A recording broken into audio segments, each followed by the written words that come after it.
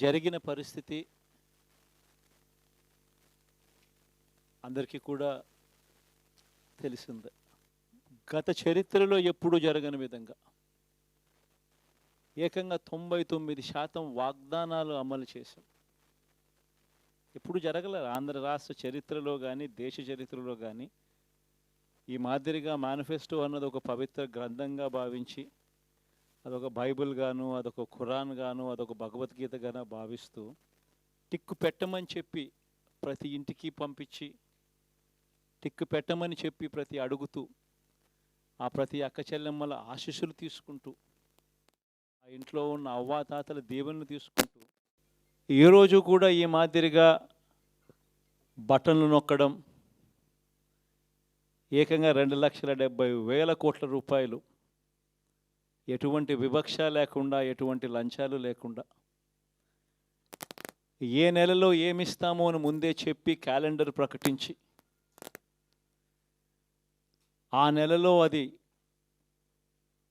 తప్పకుండా ప్రతి సంవత్సరం తూచా తప్పకుండా ప్రతి సంవత్సరం అది జరిగేట్టుగా చేస్తూ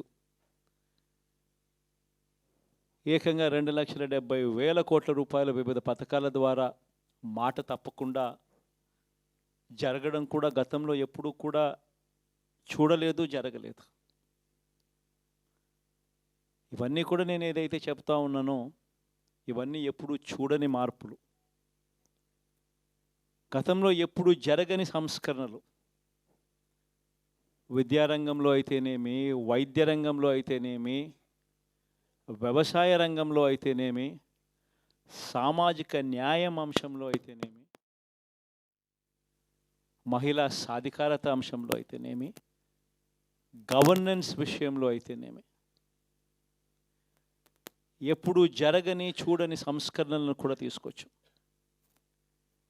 ఇవన్నీ నేను ఏదైతే చెప్తా ఉన్నానో ఇవన్నీ మనం చేసి చూపించి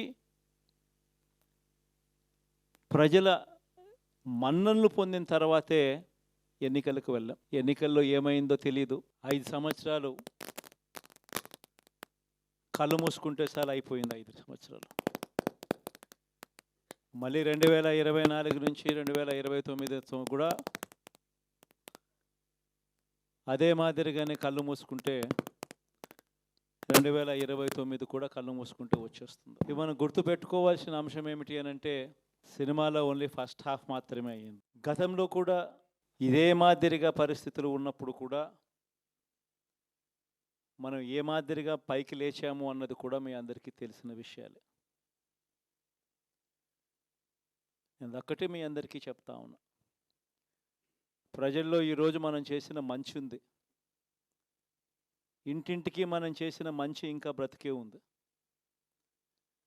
ప్రజల్లో ఈరోజు మనం చేసిన పాలన మీద విశ్వసనీయత అనే పదానికి అర్థం ఈ రోజుకి కూడా ప్రజల్లో ఉంది. గడప గడపకు మనం చేసిన మంచి ఇంకా ప్రజల్లో బతికే ఉంది. మరి ఇవన్నీ ఉన్నప్పుడు మళ్ళీ మనం లేయడం కూడా తథ్యం. కాకపోతే కొంచెం టైం పడుతుంది, ఆ టైం ఇవ్వాలి. ఆ టైం ఇచ్చినప్పుడు, అది జరిగినప్పుడు, పాపాలు పండినప్పుడు ఖచ్చితంగా మళ్ళీ మనం పైకి లేస్తాం. ఈ విషయం ప్రతి ఒక్కరం కూడా గుర్తుపెట్టుకోవాలి. ఎందుకు ఈ మాట కూడా చెప్తా ఉన్నానంటే రాజకీయాలలో అన్నిటికన్నా ముఖ్యమైన అంశం క్యారెక్టర్, విలువలు, విశ్వసనీయత. ఈ పదాలకు అర్థం తెలిసి ఉండడం రాజకీయాలలో చాలా అవసరం. రాజకీయం అంటే ఎల్లవేళలా అధికారమే కాదు. అధికారంలో లేనప్పుడు కష్టాలు ఖచ్చితంగా వస్తాయి. కానీ ఖచ్చితంగా కష్టాలు వచ్చినప్పుడు మనం ఖచ్చితంగా ఏ రకంగా రియాక్ట్ అవుతామన్నది మన చేతుల్లో ఉంది. విలువలు, విశ్వసనీయత లేని మనిషిగా రాజకీయాలు చేద్దామా, లేదా కష్టాలు వచ్చినప్పుడు ఆ కష్టాలను ఎదుర్కొని హుందాగా నిలబడుతూ మళ్ళీ 5 సంవత్సరాలు కళ్ళు మూసుకుంటే 5 సంవత్సరాలు అయిపోతాయి, మళ్ళీ 5 సంవత్సరాల తర్వాత మన పాలన వస్తుంది, మన ప్రభుత్వం వస్తుంది, అప్పుడు మళ్ళీ మనమే ఆందోళన ఎక్కుతామన్నది కూడా గుర్తుపెట్టుకొని అడుగులు వేస్తామా అన్నది మనలో ప్రతి ఒక్కరూ కూడా ఆలోచన చేసుకోవాలి. ఇదే మన ప్రభుత్వం అధికారంలో ఉన్నప్పుడు కులం చూడలేదు, మతం చూడలేదు, ప్రాంతం చూడలేదు, రాజకీయాలు చూడలేదు. చివరికి ఏ పార్టీకి ఎవరు ఓటు వేశారు అన్నది కూడా చూడకుండా ప్రతి పథకము కూడా డోర్ డెలివరీ చేయించాం మనం.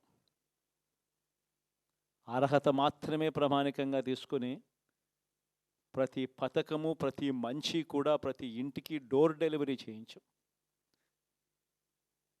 అలా ప్రతి మంచి, ప్రతి పథకము డోర్ డెలివరీ చేసిన ప్రభుత్వం మనదైతే, పాలన మందైతే, ఈరోజు కేవలం వాళ్ళ పార్టీకి ఓటు వేయలేదు అని మాత్రమే,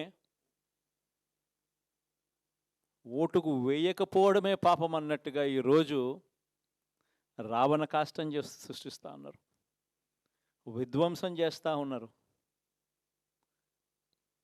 ఆస్తులు నష్టం చేస్తున్నారు, కొడతా ఉన్నారు, అవమానిస్తూ ఉన్నారు. ఇవన్నీ శిశుపాలుని పాపాల్లో భాగాలుగా ఇవన్నీ అప్పుడే పాపాలు మొదలయ్యాయి. ఒకవైపున మనమేమో మనకు ఓటు వేయకపోయినా కానీ ఏ రోజు కూడా డిస్క్రిమినేషన్ చూడలేదు.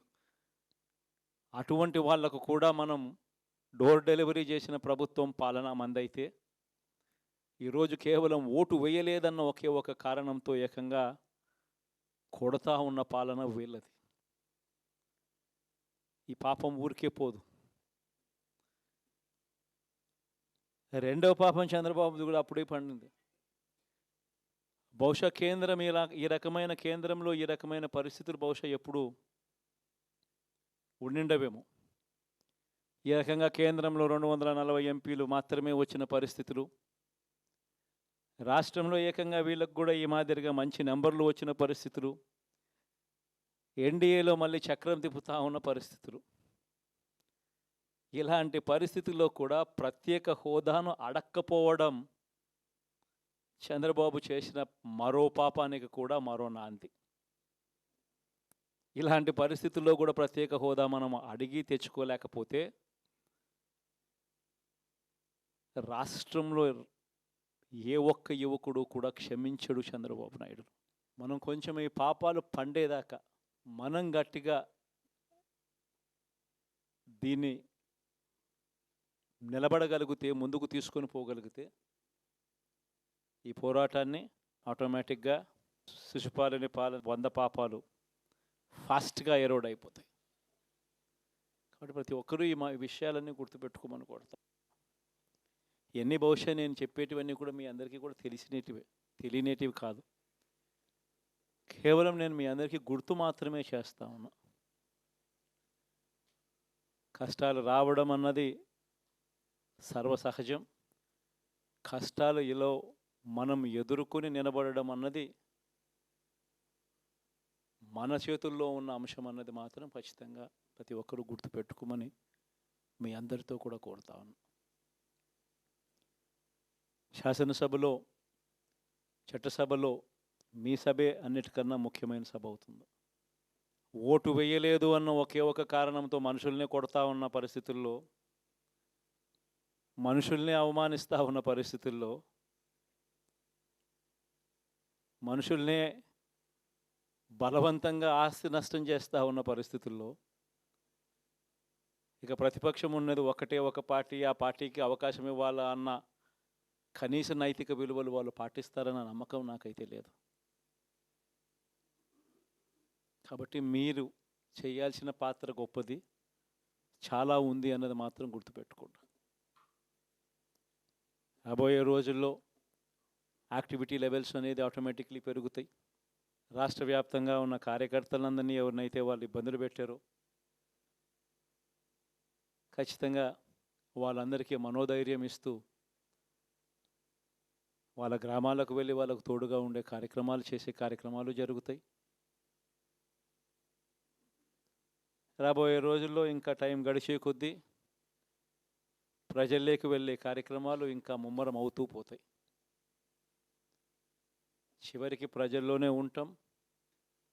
ప్రజలతో కలిసి పోరాడే కార్యక్రమం వేగంగా టైం గడిచే కొద్దీ మనము వేగంగా అడుగులు ముందుకు వేస్తాం. ఒకటి మీ అందరికీ చెప్తా ఉన్నా, ఏకంగా 14 నెలలు పాదయాత్రలు చేశాం. ఆ వయసు ఈ రోజుటికి నాకుంది. ఆ సత్తువ ఈ రోజుటికి నాకుంది.